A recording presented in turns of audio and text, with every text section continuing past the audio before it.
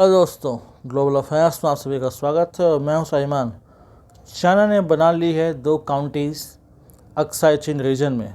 Aksai चिन ये वही area है जो 1962 के भारत चीन युद्ध में हमसे छीन लिया गया था और हम आज तक इसको वापस पाने की मशक्क़त कर रहे हैं। दरअसल चाइना ने अक्साई चिन में 2 काउंटीज़ बनाई हैं। एक का नाम है हेनान काउंटीज़ और एक का नाम है हेकांग काउंटीज़। काउंटीज़ क्या होती हैं? काउंटीज़ आपने कई बार सुना होगा, अखबारों में, न्यूज़पेपर्स में, न्यूज़ चैनल्स में इनके नाम सुने होंगे। Counties is quite similar to province और स्टेट्स। जैसे हमारे यहाँ राज्य होते हैं, हरियाणा, गुजरात, पंजाब, मध्य प्रदेश, उसी तरीके से कई देशों में काउंटीज़ का चलन है, काउंटीज़ का प्रोविजन रखा जाता है। तो वो अपने एडमिनिस्ट्रेटिव कन्वीनियंस के लिए अपने देश को छोटी छोटी काउंटीज़ में बांटते हैं, जहाँ पर वो अपना एक गवर्नमेंट सेटअप करते हैं। तो 2 काउंटीज़ बना ली हैं। अक्साई चिन का ये वो रीजन तब साम पिक्चर में आया है जब प्रधानमंत्री मोदी की यात्रा की योजना है चीन की, यानी कि इस साल संभावना है कि मोदी जी यात्रा करेंगे चीन की। और ऐसे समय में उस यात्रा के ठीक पहले चीन का ये कदम काफ़ी निराशाजनक और दोनों देशों के बीच एक प्रकार से संबंध को खराब करने वाला है। अक्साई चिन सदा से भारत का हिस्सा रहा है, 62 में हमसे छिन गया और इसके बाद चाइना ने यहाँ मैसिव डेवलपमेंट किया, मैसिव इंफ्रास्ट्रक्चर डेवलपमेंट किया, खूब खर्चे किए और यहाँ की डेमोग्राफी को बदलने की पूरी कोशिश की ताकि जो इंडिजिनस लोग हैं वो वहाँ से हट जाएं और जो चाइनीज़ लोग हैं वहाँ पर आ जाएं। उन्होंने कोशिश की कि हम चाइनीज़ लोगों को वहाँ बसाया जाए और चाइनीज़ कम्युनिटी यहाँ पर रहे, ताकि चीन को कोई भय न रहे कि भविष्य में ये हिस्सा हमसे अलग होगा। इसलिए चीन ने बड़े सिस्टमेटिक मैनर में यहाँ पर काम किया है और इसके लिए अलग से एक बजट रखता है। दरअसल एक और बात है जो इस रीजन को महत्वपूर्ण बनाती है, वो है रिजर्व्स ऑफ लिथियम। लिथियम का इस्तेमाल हम बैटरीज में करते हैं और दूसरी चीज़ों में करते हैं और यहाँ पर मैसिव लिथियम रिजर्व्स हैं जो इस रीजन को बहुत इंपॉर्टेंट बनाते हैं। इसलिए भी अक्साई चिन अब रीजन बना हुआ है।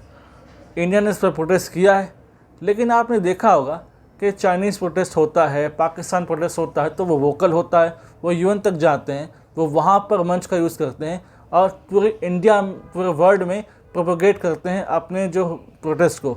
लेकिन हम एक हिस्से तक रुक जाते हैं।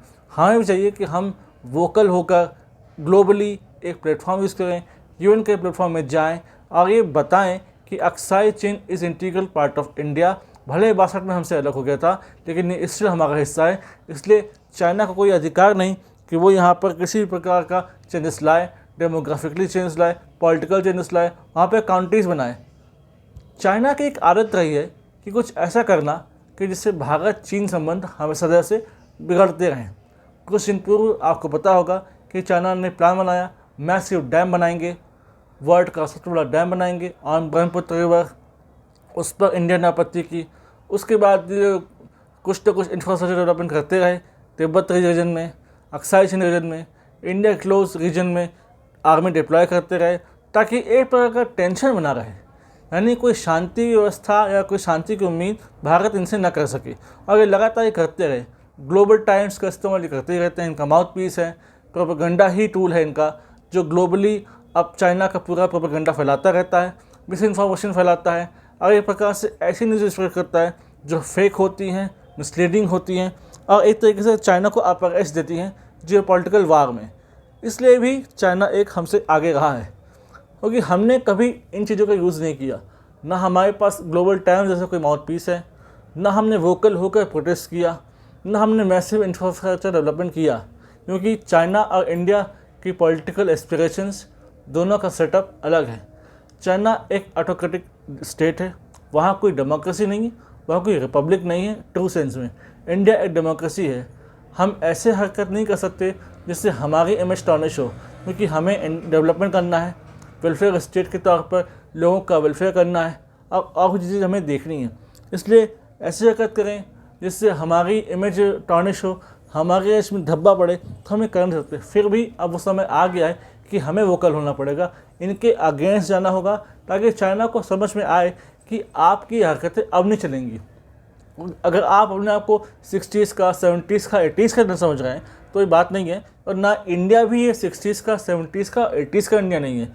ये इंडिया भी अब 2025 का इंडिया है। इसलिए आपको भी संभल कर चलना होगा और आपको भी समझना होगा कि आपने एक हिस्सा हथियाया गलती से, वो आपका हिस्सा था नहीं। युद्ध हुआ हमसे, बेशक हमारे दुर्भाग्यवश रहा और आपने उस हिस्से को कब्जा लिया, वो हिस्सा अब आपका हो गया है। भले वो हिस्सा आपका हो गया है, लेकिन भविष्य में हो सकता है इंडिया उसे वापस ले ले। आपकी नज़र ताइवान पे रहती, आपकी नज़र साउथ ईस्ट एशिया के हर देश पे रहती। आपको हर हिस्सा चाहिए, आपको समुद्र चाहिए, आपको मिनरल्स चाहिए, आपको जो ना कम पड़े वो चाहिए। यानी कि एक्सप्लोरेशन की भूख, एक्सपेंशनिस्ट पॉलिसी जो चाइना की रही है, वो सदा से एक प्रकार से हॉन्ट करते रही है ग्लोबली। इसलिए हमें चाहिए कि हम इसका कलेक्टिवली जो है विरोध करें और एक प्रकार से एनवायरमेंट क्रिएट करें, ताकि चाइना दोबारा ऐसा कुछ न करे जिससे हमारे हित को कोई नुकसान हो। इससे रिलेटेड कोई इंपॉर्टेंट इन्फॉर्मेशन आती है, I will make a dedicated in this regard, लेकिन this must be protested in all the forums. Let's see what happens next. यदि आप हमसे जुड़ना चाहते हैं तो टेलीग्राम और इंस्टाग्राम के लिंक के थ्रू आप हमसे जुड़ सकते हैं। It's given in description. Do widely spread this video so that people could educate themselves and understand the dynamics of XI Chin. Thanks for watching. Jai Hind, Jai Bharat.